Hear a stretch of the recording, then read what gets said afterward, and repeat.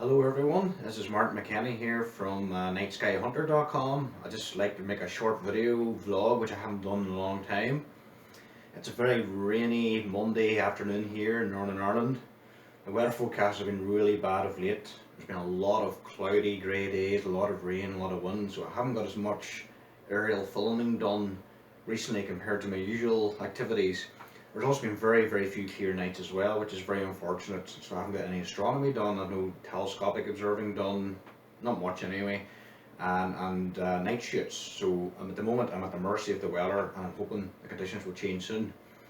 Um, well, I'll get to that in a second, but what this video is really about is I would just like to thank everyone on my YouTube channel for your nice comments and likes on the videos, and to celebrate surpassing 2,000 followers or 2,000 subscribers on the channel, which is fantastic. I'm really chuffed with that, and especially since it's all organic and all thanks to you. So hopefully that's the start of a larger trend, and we'll keep getting more subscribers and more interest in the subject. So just thank you very much again, really appreciate it. It's been really nice and following, just lovely supportive comments and full of motivation and positivity. Maybe even for some people it maybe motivates them to get out with the drone too, which even makes me even more happier, to be honest. So thanks again, and I really appreciate the support, and hopefully the channel will keep growing in the future. So yeah, it's kind of a weird channel, isn't it? A lot of it is drone orientated, as you know. A lot of the followers on my channel are drone people or pilots, hobbyists, and a few pros as well from all over the world. You seem to really enjoy the aerial footage of the ships, which seems to be the main focus point of interest on the channel, and it's certainly one of my major passions too, for sure.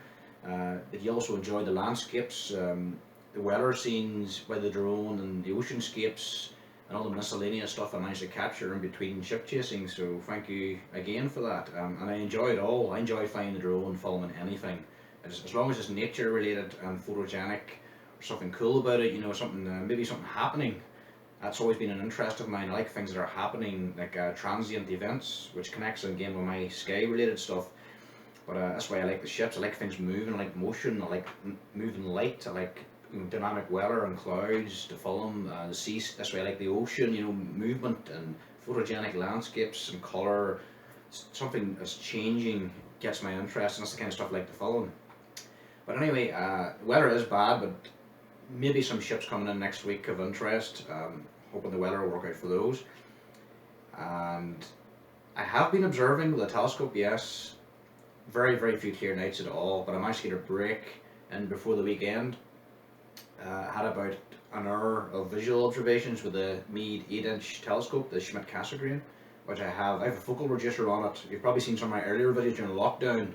You'll see the telescope in it and what I'm talking about. But if you haven't, go to my playlists and go through to the vlog channel, vlog section. You'll see some of them vlogs talking about the telescopes and my gear and astronomy equipment and all that. But I was using the Meade LX10 Schmidt Cassegrain with an f6.3 focal reducer.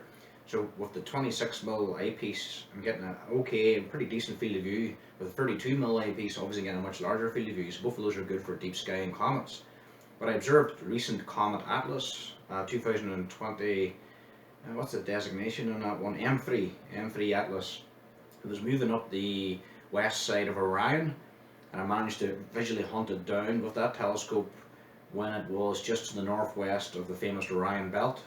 If you know Orion, that's the most distinctive constellation in the winter sky with the 3 stars that make up the belt. Well, to the right of that, the comet was moving up that western side of the belt. So I managed to find it, but to be honest, it wasn't a very easy comet. I certainly wouldn't recommend it as a easy comet for beginners to track down for the first time if you have no experience with comets or deep sky objects. Even though it's listed at magnitude, about magnitude +8, some are even getting +7.9, and some are even picking up in binoculars. But you do need a very dark sky background, and you need well developed dark adaptation. At least 20 minutes to half an hour, I would say, of proper dark adaptation. Not looking at phones or looking at street lights or anything like that. Turn off the lights in your house throughout at night. I pull the blinds down to make sure any internal lights aren't casting out on the street. I try to block the street lights from the backyard with the trees, you know, and I have a dark spot in my yard picked for this, but even so, there's still a street light coming in. On that particular night, the jet stream was overhead, even though it was clear, so the sky was full of moisture, and it seems to like affect the transparency quite a bit, and the background sky had that bright glow to it, like a sky glow, which isn't normal, so that affected my observation. The comet was difficult, and not because of its magnitude, but because of its size. It was certainly, I was getting it somewhere in the order of 18 to 20 arc minutes in diameter, so it's quite a large object. And the actual coma itself is extremely faint and diffuse. It just disappears quickly away from the centre as you go out. So you do need a good wide field of view. You need a dark sky, you need to be dark adapted, you need to use averted vision, where you're looking out the corner of your eye, and then it'll pop in and out. And it becomes more obvious once you do that. But at the centre of the comet was a bright star-like condensation, or a false nucleus. But it was actually a condensation. It just looks like a bright star, so that's how you know. You'll see the bright star with fuzziness around it. And if your light pollution is bad, you only see a little bit of fuzziness, just look like a little fuzzy star. But if you have a good sky and your dark adaptation is good, you'll see the coma extend much larger. So it was cool to see it. I could see a hint of the green colour in the coma too from the signage and gas and diatomic particles or compounds in it. So that's normal. I like to observe that again on next clear night. It's now passing to the right of Bellatrix, the bright star in the upper right of Orion. It'll continue moving north right through the winter constellation. So there's another one before dawn I want to get to, but it's getting very close to the sun, very low in the sky, and you need to go up around 5:30 in the morning to get it. But I have my eye on that one. But anyway, I got another comet tracked down anyway, so I'm happy enough about it. I think that's my 74th comet, and the first comet I've observed since Neowise, F3 Neowise back in the summer, which was of course spectacular naked eye comet. So hopefully the comets will continue, and hopefully we'll get a bright one in the future again, and possibly even a great comet, which I'm still waiting on. So I'm very excited about that prospect in the future, so we remain optimistic there. The Leonid meteor shower peaks tonight. I'm making this video on the 16th, Monday the 16th of November, and the peak of the Leonid meteor shower is the night of the 16th, morning of the 17th. So before dawn of the 17th is the best time. The problem this year again is clouds, where the forecast is given complete cloud cover tonight and on the night after it, so it looks like no chance of seeing the Leonids this year, which is very disappointing. However, I should note, if you are clear and if you're interested in the subject, keep in mind that even though the Leonids is well known as a major meteor shower during the year, it doesn't have high rates. It's only you only get these episodic outbursts and Leonid meteor storms every so often. They don't happen often at all. They're rare events, but when they do, they're the show of a lifetime. But this year, that's not going to happen. It's just your average mundane, Leonid meteor shower. The zenith hourly rate is about 15 per hour. In reality, you won't even see that many per hour, because the zenith hourly rate is calculated with an observer in a dark sky, where you can see stars to about magnitude 6 with the naked eye, complete flat horizon all around with no obstructions, proper dark adaptation, with the radiant of the meteor shower directly overhead at the zenith. If you had those conditions, you would get about 15 per hour, but in reality that's not the case for most people. The radiant is lower in the sky, we have obstructions, we have light pollution to contend with, there's so many factors involved. The actual number is lower than that. However, the Leonids are famous for fireballs. Some of the finest fireballs I've ever seen have been from the Leonid meteor shower, absolutely jaw-dropping. So that's the reason to be watching the Leonids, not for high numbers, but for fireballs. And coinciding with the Leonids is still the Taurid meteor stream. The Taurids are active during late October right through into November. There's two streams from it, the southern Taurids and the northern Taurids. At the minute, the northern Taurids have just peaked a few days ago, but the stream still continues, the background rate, for a while, up to a couple of weeks after that. It doesn't produce many per hour either, maybe 4 or 5. Unlikely again you'll see that many, but notorious fireball producers. The Leonids and the Taurids are amazing for that. So that if you do have clear skies, and even if you do miss the peak, keep an eye on the night sky over the next week or so when you're out observing or doing photography, and you may get lucky and see a fireball from the Leonids or the Taurids. For anyone who doesn't know, a fireball is a meteor that's brighter than planet Venus. If you remember planet Venus earlier in the year, the twilight sky around springtime, it was a very bright object. It was about magnitude -4, -5, extremely bright, technically visible in daylight. And I do remember observing it in daylight. If you check out my vlogs during lockdown, I was out in the summertime looking at the planet with the naked eye in the middle of daylight, and you could see Venus clear as can be. So it's a very bright object. So any meteor you see that's brighter than planet Venus is classified as a fireball. Fireballs can vary in colour, can vary in size. The Venus magnitude is just the bottom part of the scale. Fireballs can be brighter than a full moon, can even surpass the brightness of the sun. Daylight fireballs. And but I'm starting to waffle on here a bit because I'm sure. but while we're on the subject, fireballs can make sound effects on rare occasions, which I have heard. I've heard fizzling sounds and rumbles like thunder from fireballs. Incredible. They can leave ionization trains and smoke trains glowing in the sky for minutes after the fireball.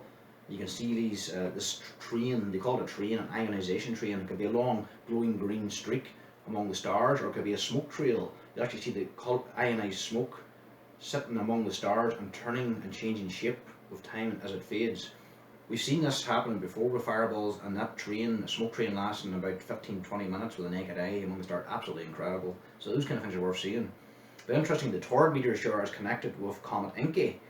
And if any of you have an interest in the subject of paleontology and dinosaurs, no, sorry, not going that far back, if you have interest in impact craters, extinction events, that kind of stuff, you'll obviously have heard about the Tunguska event in 1908.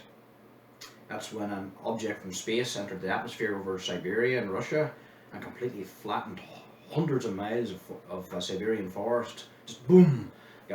Nobody knew what happened. It was a violent, destructive event, and it was a mystery for years. The conspiracy theorists thought it was a UFO. It had detonated in the atmosphere, of course. Others thought it was some kind of test, secret nuclear weapon that went wrong by the government. But they sent in scientists, Russian scientists, years later to investigate it. They found nothing under the ground at all, but they did confirm that the area was covered in a trace of a chemical compound, which could only come from extraterrestrial impact. So it was worked out later that this was actually a fragment of Comet Encke that entered the atmosphere and detonated in the air as an airburst explosion. It didn't actually impact the ground, but it detonated in the air. And in some cases, this can be more devastating than the ground impact. And the energy released from the atmosphere just went down and pancaked, it just flattened this forest with tremendous force. You have to look it up. There's like the amount of megatons of TNT, equivalent to nuclear or atomic bomb energy is just phenomenal. So that was a unbelievable event. Killed all the reindeer and animals in the forest, flattened trees. I think there's one account not many people know of a person actually knocked. They were in a what do you call it, like a rocking chair on their porch, and they got blown off the chair into the ground, covered up and all. So that's the first person we know of, and although very few people we know of injured by a meteorite impact. But that event came from Comet Encke. Comet Encke is associated with the torrid meteoroid complex. If you're interested in that, and I recommend you check it out if you're interested in impacts, check out the work by Dr. David Asher from Armagh Observatory. He's an authority on the subject. The torrids are a very dangerous stream, and as we know, they have impacted the Earth before, and sometime in the future fragments of them could impact again. But fascinating stuff. So watch the torrids, keep an eye in the skies, and you may see one of these fireballs. It's quite interesting. We also had some sunspot activity recently too, a couple of new active regions, quite large. Made a vlog recently about how to observe the sun safely using the projection method. Check that out too if you're interested in astronomy. We've left solar minimum now, we're starting to enter the early stages of solar maximum, and for the next 11 years, the sun's getting more and more active every year, and eventually we're going to be getting very large sunspot groups, massive numbers, and there'll be an increase in CMEs and solar flares, and hence big aurora displays, which is something myself and my mates and astro friends are all looking forward to. So those days are coming in the future. We're very excited. So keep an eye on the sun, keep an eye on spaceweather.com, and by all means do your own solar observing and look at these sunspots. They're amazing to watch, and they're easy to watch. You can use binoculars or a small telescope. Just project the sun through the eyepiece into a sheet of card or paper, hold it up, and you'll see the disc, and focus it and you'll see the sunspots. Amazing. It's a safe way of doing it. On another note, what else is happening? Excuse my office, by the way, I've moved house earlier in the year there, and I've loads of books and DVDs and stuff flying around here, computers to this side, and I haven't even, I have to paint the walls, and I need bookshelves all over the place to fit all my books in some kind of order. So at the minute everything's just stacked randomly around the room, so they're actually behind the camera, loads of them. There's loads here as well. I don't know if you can see my comment like not poster way up in the corner here. I'm using my vlog light here at the minute. I hope it's working, it's illuminating me. Thanks to Connor for sending that over to me during last spring, the lockdown, to help me with the vlogs. So yeah, I have that working at the minute, Connor, thanks very much.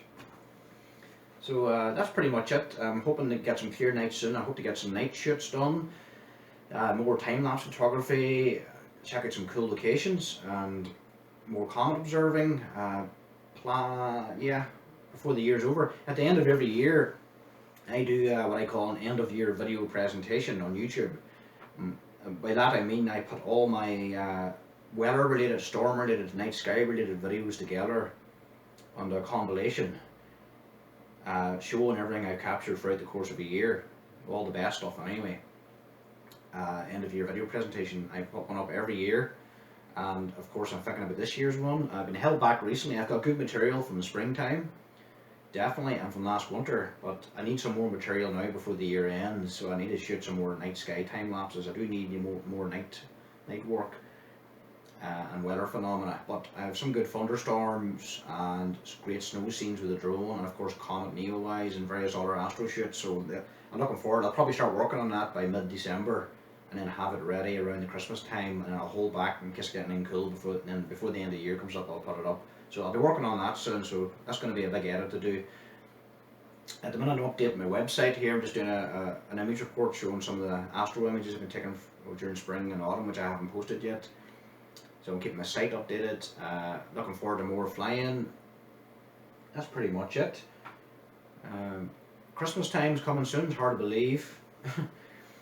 Not long to go now. Halfway through November. I usually end up getting something cool for Christmas. I'll fill you in more on that closer to the time. It's one of the things I've got myself for Christmas. I'll inform you closer to the time. It's nothing to do with astronomy or photography or drones or anything like that, but I'll reveal it later. But I am thinking of getting something to do with astronomy for Christmas. Either a new telescope or a tracking mount. I really need a tracking mount for imaging the Milky Way and of course bright comets. But on the other hand, I need another telescope too. The telescope I have at the minute is an older design. It's a great telescope, don't get me wrong, but it's very, very heavy. It's not portable. It hurts the back quite a bit when I'm moving it in and out of the van, even out of the garage even.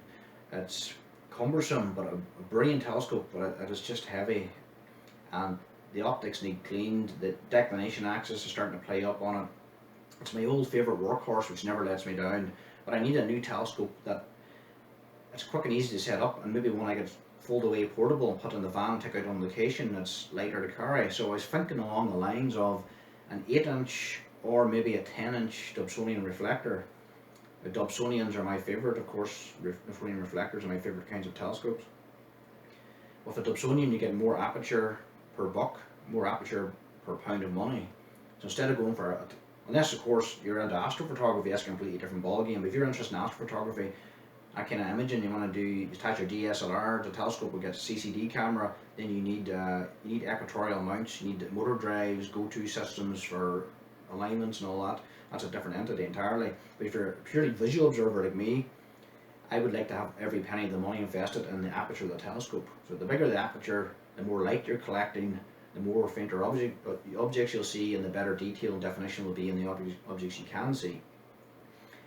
For me, aperture is everything, but once you get into the big aperture, the telescopes are massive. They get very heavy and they're hard to move around unless you have a observatory at home or some location, you can permanently mount them. So usually around 8-inch or 10-inch is at that critical point for portability. 10-inch would be nice. I definitely would like a 2-inch focuser on it, so I can use I've got an old Meade super wide angle 32mm 2-inch barrel eyepiece I had from the old days whenever I used to use it with a 16-inch. A fantastic eyepiece with a fantastic telescope. But I still have that eyepiece and I would like to employ it into a new Dobsonian, so I have to have a 2-inch focuser. I've spotted one of the Skyliner, I think it was Skyliner telescopes online. They have an 8-inch and a 10-inch version with a 9x50 finder scope and a 2-inch focuser, and I am very interested in one of those. They have a more expensive version, like a truss tube design, where you can fold the telescope down, which has me very interested, but the price is way up. It's starting to get too expensive.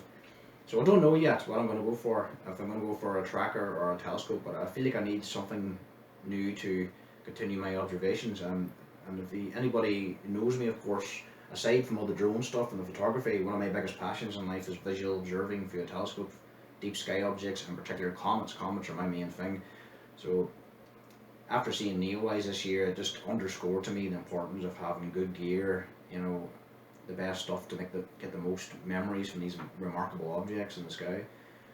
So that's really it. I've went on quite a bit, didn't mean to be talking this long.